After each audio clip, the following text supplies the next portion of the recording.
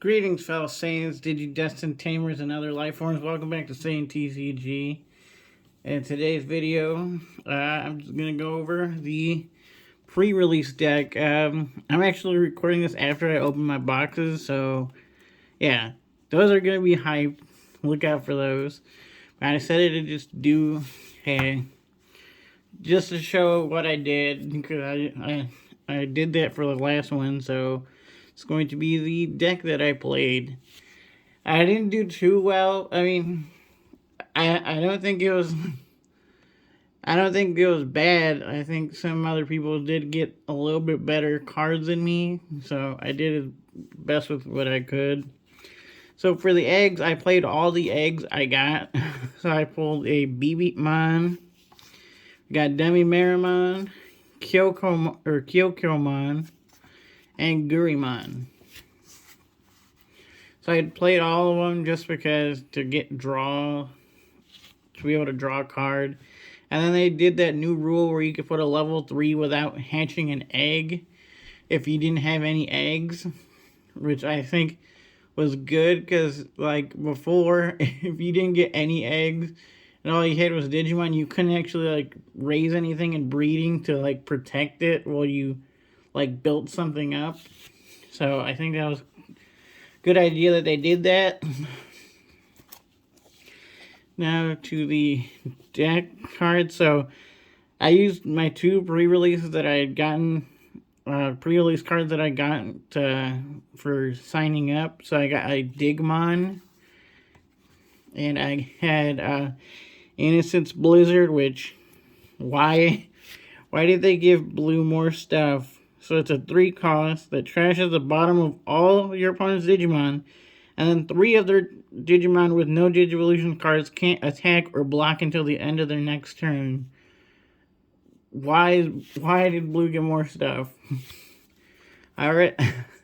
Like, I started off liking blue in the beginning, and then I just kind of started hating it after they started doing all of these, like, free shenanigans.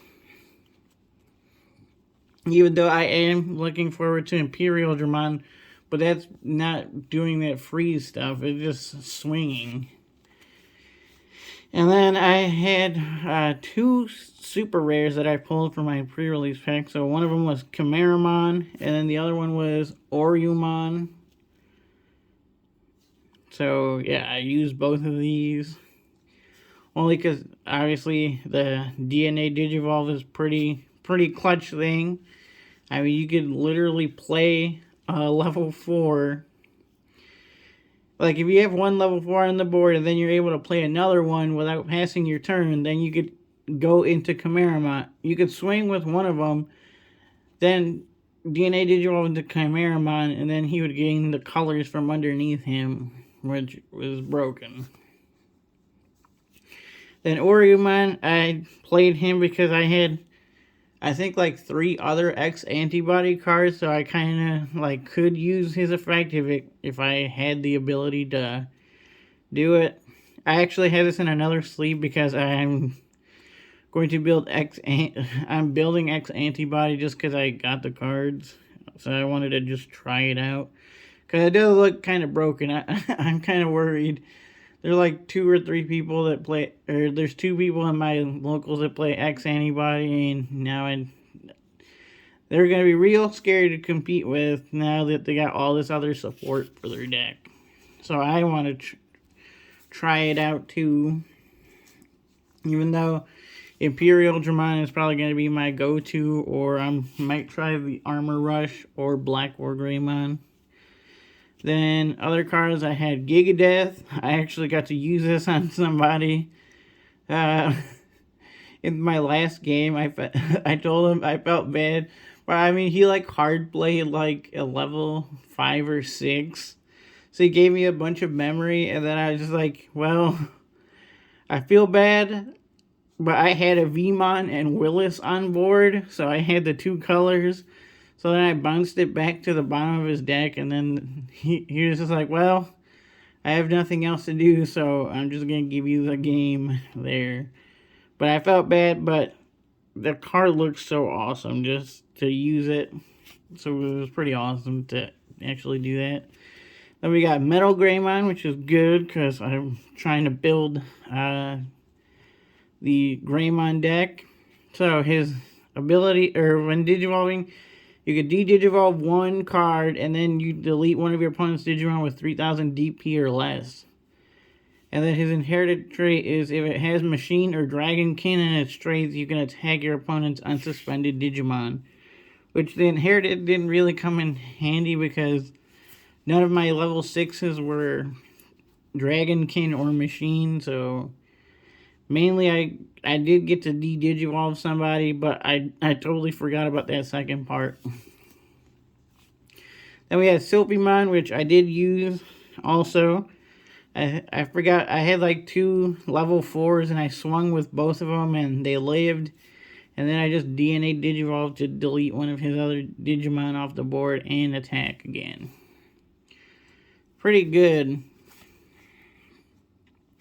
So when you Digivolve, you minus 5000 DP to one card, but then if you're DNA Digivolving, then you can delete one of your opponent's Digimon with minus 5000. So effectively, if there's a 10k on board, you can minus 5000 them if you DNA Digivolved and then delete it. And then when attacking, delete one of your opponent's Digimon with 5000 DP or less as they're inherited, which is kind of good. Then we had Hero, mainly because he's a memory tamer, but also if you swing with a Digimon with Gammamon, or it is a level 5 or higher, you could suspend him to give it 2000 DP, which was also good. I was able to swing with some of my level 5s without having to worry about, or worry less about hitting something that would delete them. Then we had Willis. I just put him in here. He actually did come in handy. I think when I did the Gigadeath, I think I actually Willised, got an egg, then I Digivolved into Viman to set up for the other thing. So yeah, he came in handy one time, but I think he is definitely good for the like Tyrannomon tribal deck if you're gonna play that. So definitely gonna be a good card. Then we had another Digimon, just so I could have like the armor purge ability came in handy. Like in one turn, I was like swinging for like.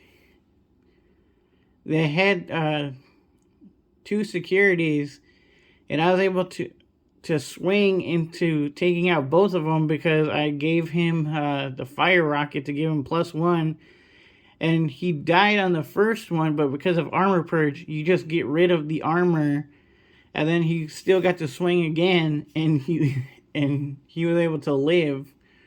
Or maybe the Viman died underneath him or something like that. But then I was able to attack with another Digimon for the win. So that was pretty... The Armor Purge is a pretty good ability for that stuff. Then we had 2 Flame Health Scythes. I think I only used it one time.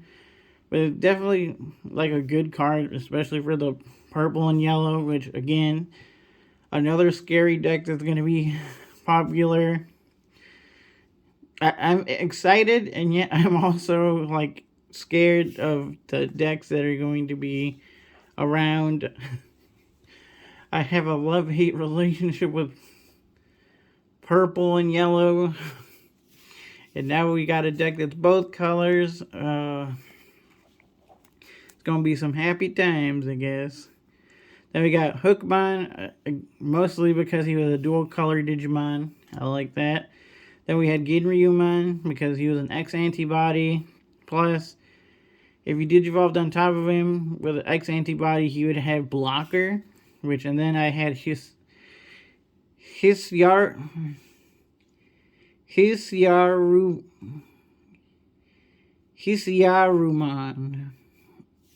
I guess. I don't know.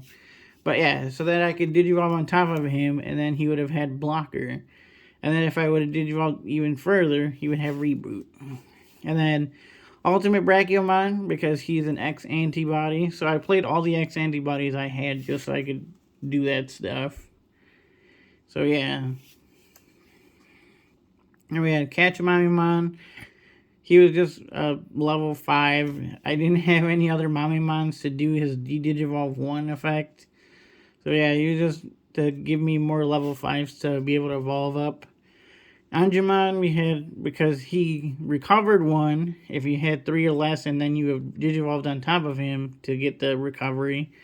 Then he was a dual color. Then Patamon, because it lets you DNA Digivolve at the end of your turn by paying the cost, so you could DNA Digivolve, but I don't think I ever got that off for him. We got Candlemod. We got Cyclomon, mostly because he was dual color again, but he also had the delete one of your opponent's Digimon with 2000 DP or less effect. We had Kari for a memory tamer, and then if we could get off Kari with the Anjumon on board, we would gain a memory for adding a card to security.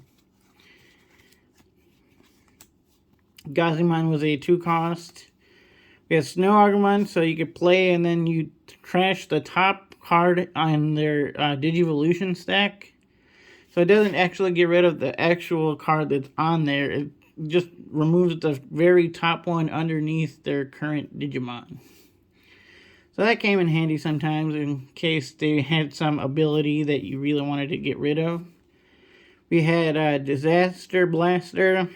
It was a minus 3,000, but then if you had a card with 2 colors, which I tried to play a lot of dual color cards, you do minus 6,000 for 3 energy. Then we had Marsmon. He was a level 6. He was 11,000, but mostly because he could attack unsuspended Digimon. Psy Mine for the players can't reduce play cost, but that didn't really come in handy because of the different rules. It would have came more in handy if we actually had to obey the rules. Then we got Elecmon just for a level 3. We had Viman, who searches for a Digimon that has 2 colors that's blue for one of them to add it to your hand. Not bad, but better definitely for his like the Imperial German line or for the armors. And then we had Black Gotoman, dual color. It has retaliation if you have Digivolved on top of it. Plus it also has rush when you play her, so that came in handy. And it could actually be played off of Hell Scythe, which I don't think I did that, but it would have come in handy for that. I think I played a Digimon off of a Hell Scythe in one of the games. Then we had Master Tyrannomon, just a dual color, plus he has a security attack +1 to Tyrannomons. Plus he had the inherited security attack +1. Then we had Betsumon, just for Digivolving. Then he would become a dual color. And then he would also draw you 2 cards. So I just got it for the card draw and to get dual color Digimon on the field. Then we had another Patamon. We had another Hookmon. Another TK for memory. And then if they attacked one of your Digimon that was a blue Digimon, you could draw a card. We had a Mushroomon for level 3. We had a Fire Rocket. So if you have an Armor Digimon, you could play this card without meeting its card color requirement. Then one of your Digimon with 2 or more colors, which was important. It didn't say Armor Digimon. It just said 2 or more colors. And so I had all these other dual color Digimon. I could give any of them the +1 security.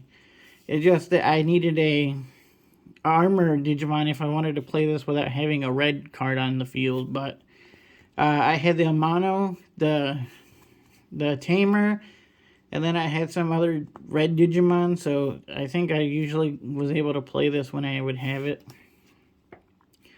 Then we had a Surfmon, just a dual color that was a level 6, and he was also 13, so he was kind of big. Kokuamon, you can't ignore Digivolution requirements. Didn't really, again, come in handy, but definitely is probably going to be a good card for, like, standard play. And then we had another Postmod for level 3. So, that was it. So yeah, I actually think I won 2 of my games. I think we had 4 rounds. I won the first game, or the first match. lost the second match, lost the third match, and then I won the fourth match. But I believe the second match I lost 2-1. And then the third match was like my worst matchup versus one of the people at my locals that usually wins tournaments a lot. Like he was our last season like champion for the store champion. Like, because we have like a store season where you could play for a play mat if you win the season, along with, you get your prizes for winning. But yeah, he won the last time, and I usually lose when I verse him. Sometimes I get lucky and I beat him, but he ended up getting me because his deck would have like a more like standardized plan of what he was trying to do. So he was able to get his stuff going really fast. So yeah. But yeah, that was my pre-release. I mean, it was definitely fun. There was another pre-release that was like 2 days later, but I actually went and played. I've been starting to play Weiss now on the side of Digimon, just because I got some of the trial decks, and like they're like kind of good to actually just play like without having to buy the other cards from the set. But like, yeah, I've been playing that on Saturdays now, and so the pre-release I went to was on Friday. Then I had Weiss on Saturday, and then there was supposed to be another pre-release on Sunday. But then I also had to help my brother take my nephew to his like soccer game and stuff. So I wasn't able to make it to the other pre-release. Not that I probably was gonna go anyways, because going back to back days, kind of crazy. But I kind of really wanted to go just so I could maybe get lucky and pull something else. Because I tend to have some luck, at least in pre-releases. Because I mean, like for this one, I mean, I got 2 super rares out of it. But like the last time I got a secret, I think I got the fall down mode secret rare last time. And that was, of course, on top of getting like the altar secret rare in the other box. And then, after the set released for BT7, I also had pulled the Doruman altar, and then I like traded it to the guy that's our store champion. And I was able to get like a bunch of cards that I wanted out of it, but yeah, so I'm technically hoping to pull some stuff after the set comes out. Because right now, today, recording, it's Monday that I'm recording this. I already recorded the other videos. I haven't put those up yet because I was planning on recording this. So I'll probably put this video out and then should probably release the other videos soon. So yeah, stay tuned for that. I know I've been kind of rambling. My next video is going to be kind of long because I'm just going to... I was super excited because it was right after I came back from the pre-release. So that one's going to be a little bit long. But then the following video after that is going to be awesome. So stay tuned for that. I promise you, the second box is going to be crazy. Really crazy. First box is... I mean, I guess it was alright. I got stuff that I wanted. But the second box, definitely the insane one. So, stay tuned. If you like this video, hit that like button. If you're new to the channel, please hit that subscribe. I do appreciate it. And as always, the same TCG. Till next time.